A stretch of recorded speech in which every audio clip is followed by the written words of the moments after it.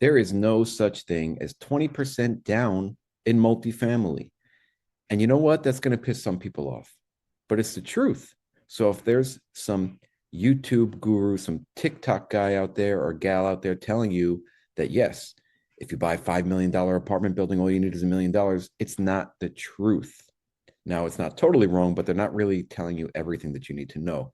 So today we're going to talk about what it really takes, the down payment, the closing costs, etc., to close on an actual multifamily apartment building. So if you're interested at all in learning for real, then stick with me. Okay, so I've bought buildings, I've raised capital, and I've done this in different market cycles. And today, 2026 is very different from 2020, 2021, where we're going to call that the peak of the market. And I want to walk you through exactly what it takes to get the real picture of the amount of capital that you're going to need to close on a multifamily apartment building today in 2026. This episode is not here to scare you. It's not here to tell you that multifamily is impossible. It's just to kind of reset your expectations on what it takes to close on a building. And on top of that, it's to help you not blow yourself up. So everybody starts with the same math. If I buy a $1 million building, all I need is $200,000 to close on the deal. So again, it's not really wrong, but it's just incomplete. The down payment is just your entry ticket. And that deal doesn't just get closed from putting down that $200,000 for $1 million apartment building, because there's a lot that goes into it. And that down payment, that 20% down payment, is not realistic for a multifamily apartment building. First of all, it's usually closer to 35 or 45%. And there's reasons for that, which I'm going to go into in a minute. So when people say 20% down, it's typically for a very aggressive residential loan. Or on a commercial loan, you can do a bridge product at 20% down. So it's possible. But if you're going to go with a stabilized debt, and when I say stabilized, I'm talking about the best rate possible for a long-term product. And when we're talking about a commercial loan, we're talking about 5, 7, or 10-year loans where the balloon payment is due after those 5, 7, or 10 years.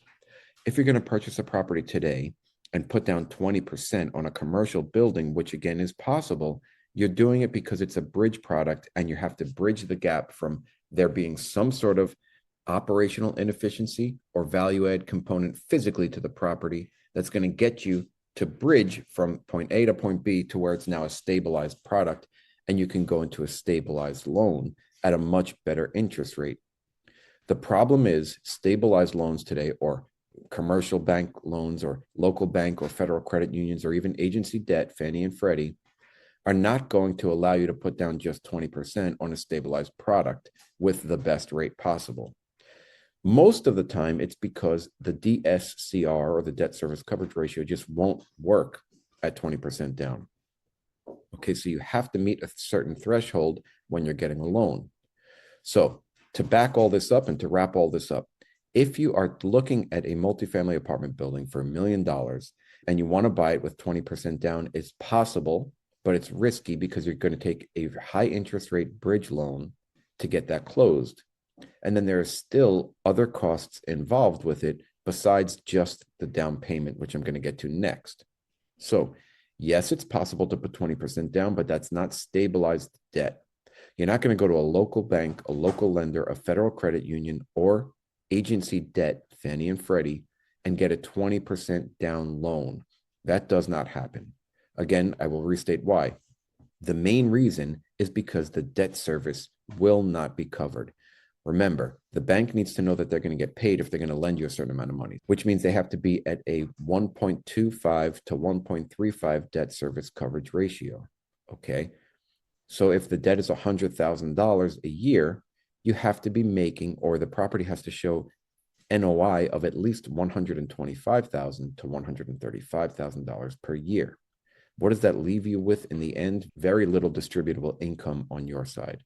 So just know that. The bank is the first lender on your property. They want to ensure that you can pay them. And in order to do so, you might have to put down a lot more than 20% to hit that 1.35 debt service coverage ratio.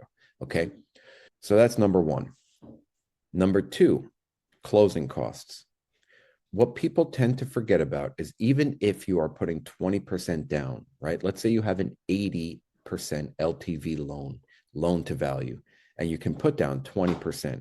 So let's go back to the example of $1 million apartment complex, where if you put down the $200,000, it's an 80% LTV, meaning you put down 20%. Okay. Now, that is possible for a bridge product these days still. But again, you're bridging the gap and you're looking to refinance out of something like this 6, 12, 18 months down the road. And that's risky because you don't know how the property is going to perform. You don't know if you can push rents. You don't know if the market is going to shift significantly to where you can't refinance out. So just be careful. But that's for a different podcast episode.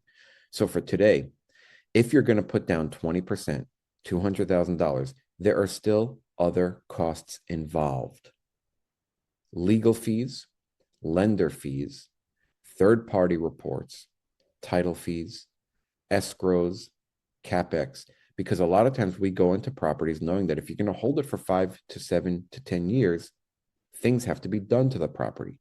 You might be walking into a significant amount of deferred maintenance, or you might be walking into a property that is turnkey, but you know that you have to escrow money for down the road when you're going to need to do those renovations or unit turns yearly. So you need a CapEx budget.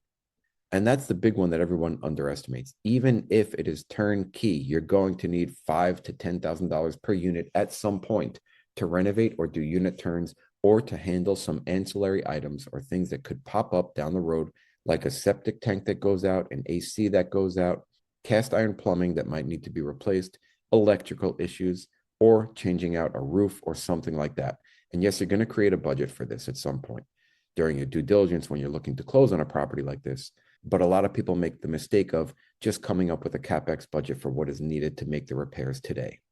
Remember, you're buying a multifamily property to own it for at least 5 years typically today. That's what the general thesis is. You buy it for at least 5 years. Although in 2020, people were buying it for 12 to 18 to 24 months. And it was possible because the market was on a huge, crazy upswing. That's not the case today. So today we're looking to hold for about 5 years, maybe more. So we have to take into consideration what will break 4 years from now, 3 years from now, 5 years from now. Because let's say you have a roof that is 23 years old and you're going to go sell the property 5 years from now. Now that roof is 28 years old. So the next buyer, even though your roof might be fine, the next buyer might expect a seller credit from you for that roof because it is at the end of its life. These are things that you have to think about. Okay, so we have legal fees, lender fees, closing costs, title, escrow, CapEx budget. Now, we also have operating reserves that people tend to turn the blind eye to. You cannot. You need operating reserves. And what I mean by operating reserves is having some capital in your operating account in case that rents stall, in case lease up takes longer than expected, in case insurance jumps, in case you have unexpected lease breaks. If you don't have reserves, you are not an investor. You're literally just gambling because where's that money going to come from? It's either going to get pulled from your CapEx budget, which you don't want to do, or it's got to come out of your pocket. So you need operating reserves. You're going to have up months and down months. That's why when you first take over a property, you should not plan for making distributions either to yourself or to investors for the first 6 months because you want to see how the property operates within those first 6 months. There could be up months and down months, which is typical. You're never going to be exactly spot on every single month because of different scenarios. And you want to get a vibe or a feel for what those up months and down months are going to look like. So this is where it gets real. Here's the part that nobody talks about. I operate 89 apartments today. Rents are flat or even declining in my particular market, which is a huge growth market. It is one of the biggest growth markets in Florida where all the people are moving to. But I'm seeing this across my portfolio. Number two, investor capital is extremely cautious today because right now, people can get solid returns sitting in money market accounts and high yield savings accounts where it is extremely safe. When someone can earn a real return on a high yield savings account or a money market account, you don't get a pass anymore. You can't sell them on a multifamily building that's giving you 5%. You really have to beat that. And I find it very challenging to beat a 5% cash on cash return today in multifamily. That does not mean that real estate is dead. It means that the bar is set higher, which means we have to get better deals today. When I say better deal, I mean a discount. And if we're able to buy today at a discount during a down cycle, during a market correction, that means when the market starts going back up again, we have just bought a huge amount of equity in a property, but you still have to get it to cash flow today under today's circumstances. So if you're putting down 20, 30, 40%, but you still have to get the property to cash flow today under these circumstances. So you have to buy at a lower purchase price. So let's now circle back and go to that $1 million purchase price. We're not going to buy it with a bridge product. We're going to go in with a $1 million purchase price and take this deal to a local bank. Okay. Now that local bank is going to require you to put down anywhere from 35 to 45% to make the debt service coverage ratio where they need it to be. Okay. So now that $200,000 that you thought you were putting down is now $350,000 to $450,000. Let's cut it right in the middle, $400,000. So that's your down payment.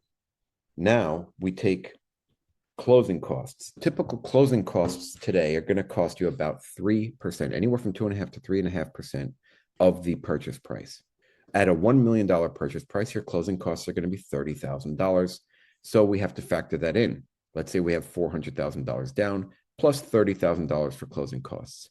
Now we're going to need 3 months, let's say minimum, for operating reserves. We're going to need 3 months minimum for tax and insurance escrow. And all of that can add up to $50,000 to $100,000 easily. So let's do that math. We now have $400,000 in our down payment. We have $30,000 in closing costs. We have $100,000 in operating reserves and taxes and insurance escrow. And then we have our CapEx budget. Let's assume this is a 10-unit property. We have to put down $5,000 to $8,000 minimum per unit for a CapEx budget. Let's just take it at $10,000 per unit because that's typically where I go in. That's another $100,000. So here we go. You thought that you were about to buy a $1 million apartment complex with putting down $200,000. And in reality, that down payment is now $400,000 plus $30,000 for closing costs, plus $100,000 for operating reserves, plus $100,000 for capital expenditures or your CapEx budget. We are now all in for $630,000. Can you handle that? Is a $1 million apartment building worth $630,000 out of pocket or a $630,000 capital raise? Does it make sense? And if you're raising $630,000 and you have to provide a 6% return, let's do that math right now. $630,000 times 0.06. You have to pay $37,800 a year to your investors. Can the apartment complex float that? So we'll take the simple math, and it's probably not accurate, but let's just say $100,000 in debt service, $37,800 above. So where do we need to be at that level? Let's kind of back engineer this. We need to have an NOI of $138,000. Here we go. Let's double that. 138 times 2, $276,000 in income. Is this realistic on a 10-unit property? Let's try it. Divided by 10, divided by 12. That is $2,300 in rent per month. What? That's crazy. And I don't know if I just got too detailed for everybody, but what that says is it's kind of unrealistic. Today, it's very difficult to provide a 5 or 6% return on somebody's capital. Okay. In the case study that I just loosely spelled out for you, which may not be totally realistic, but it is just an example. Now let's take it on the flip side. You're buying that property today at $1 million, and you have to put down $630,000 to get it closed. But let's take that same property in 2022 at the peak of the market. Perhaps people would have paid $1.5 to $2 million for that property. So you're actually buying it at a discount. And this is where the real investor mentality needs to come into play for people. Are you a savvy investor, and do you understand market cycles, and do you understand that property values go up and down significantly? And do you understand that today we could be buying at a 20, 30, 40, or a 50% discount to where we were buying in 2022? The first property that I closed on, we paid $128 a door. Now I'm looking at 80 a door, 95 a door. That is a significant discount to where we were back in 2022. Just saying, I'm not going to make a whole big deal about this, but you have to understand valuations and market cycles. All right. So what smart buyers do differently today is three things. They don't make these crazy hero projections. They assume that rents are going to be flat or even declining slightly. They're going to overfund their reserves account. So yeah, anywhere from $50,000 to $100,000 in reserves. Maybe you're getting closer to $100,000 just to have on hand, not because you're afraid of what's going on, because you're disciplined and you know that things pop up and you know that your operating reserves are your lifeblood. You have to have that. And number three, they just walk away from a bad deal. That's it. People are not closing 5 deals a year anymore. People are closing one good deal a year. And walking away is a skill. It is not failure. So how much do you really need to buy a multifamily apartment built today? Guys, it's more than that down payment, like I was saying. And it's more of a down payment than what you thought. It's not 20%, it's closer to 35 or 40% in today's environment. And then on top of that, you have closing costs of 3%. You need operating reserves and taxes and insurance, escrow, and you need a capital expenditures budget, a CapEx budget. So in the end, our $1 million property with a $200,000 down payment just turned into a $630,000 down payment. But again, you might be buying at a discount, so it might be worth it. You just have to ensure that the property cash flows today under today's circumstances and can ride out the market cycle, the current downturn that we're in. So you need it for at least 5 years. So this business, multifamily, rewards patience, realism, and capital discipline. If you want to be here for the long term, you need to stop asking what's the minimum and start asking what keeps this deal alive until the next market cycle. If this podcast helped you at all, go to my Stand store to learn more of how you can get involved in multifamily, and you can learn more by either buying my course, Buy Buildings, Build Empires, or joining my next coaching cohort, which will begin sometime in March. And if this podcast helped you, share it with somebody who thinks 20% down is the whole story, because they are not right. So get out there, guys. Keep looking at deals, find the one that makes sense, and understand what the down payment really is. All right, and that's a wrap, Small Axe community. So I wanted to take a minute to say thank you so much for listening to the show. And if you liked it or got any value from it, it would really mean the world to me if you would share it with someone else and write a review. Remember, guys, keep sharpening those axes. Let's get out there. Let's crush it. Love you guys.